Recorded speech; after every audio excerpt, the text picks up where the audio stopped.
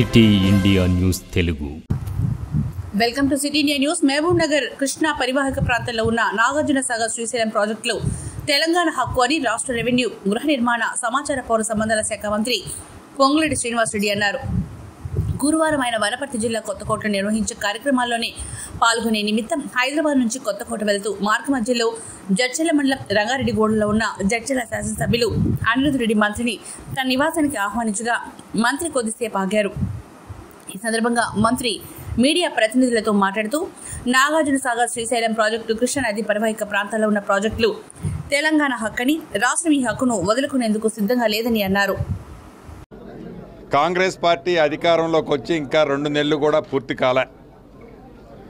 ఈ 9.5-10 సంవత్సరాలలో ఏదైతే కృష్ణా పరివాహక ప్రాంతం లేకపోతే కృష్ణా రివర్ మీద ఏదైతే ప్రాజెక్టులు, అది శ్రీశైలం కానివ్వండి, నాగార్జున సాగర్ కానివ్వండి, అనేక కొత్త ప్రాజెక్టులు ఆనాడు ఉమ్మడి ఆంధ్రప్రదేశ్లో నిర్మించి వివిధ స్థాయిలో ఉన్న ప్రాజెక్టులు అన్నిటినీ ఈ గడిచిన 10 సంవత్సరాల్లో, ఈ 10 సంవత్సరాలు కేంద్రంలో అధికారంలో ఉన్న బీజేపీ పార్టీతో అట్టగాగి ఆ పార్టీతో అంతర్గతంగా లోపాలు వీరు ఏవైతే కప్పిపుచ్చుకోవటం కోసం కేంద్రంతో ఒడంబడిక చేసుకొని పక్క రాష్ట్రంలో ఉన్న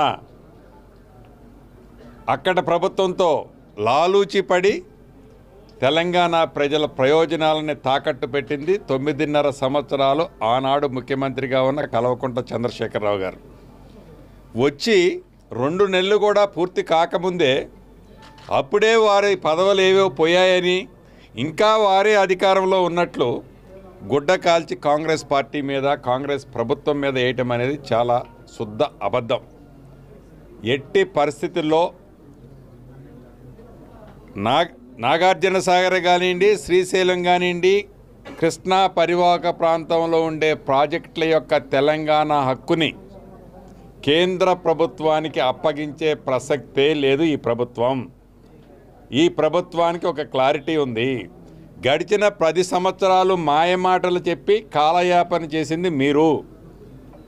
2 నెలలు కూడా పూర్తి కాకముందే మీ అక్కసుని తెలంగాణ ప్రజలకు ఏదైతే మంచి చేసే ఇందిరమ్మ రాజ్యం మీద అక్కసుని ఏదైతే ఎల్లగక్కుతున్నారో అది ప్రజలు ప్రత్యక్షంగా గమనిస్తున్నారు.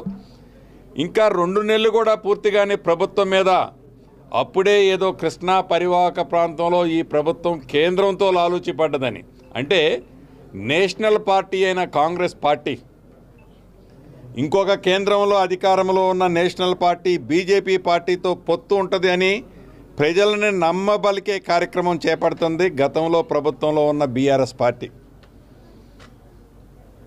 ఉంటే గింటే, అట్టగాగితే, లేకుంటే దోస్తానీ చేస్తే మీరు చేశారు. మీరు తెలంగాణ ప్రజల ప్రయోజనాలని కేంద్ర ప్రభుత్వానికి తాకట్టు పెట్టింది మీరు. కానీ ఒక నేషనల్ పార్టీలో ఉన్న కాంగ్రెస్ పార్టీ బీజేపీ పార్టీతోనో లేకుంటే ఇంకొక పార్టీతోనో పొత్తులతో ఉండి అంతర్గతమైన లోపాయికారంగా ఏ రకమైనది కూడా ఒప్పందాలు ఉండే ప్రసక్తి లేదు.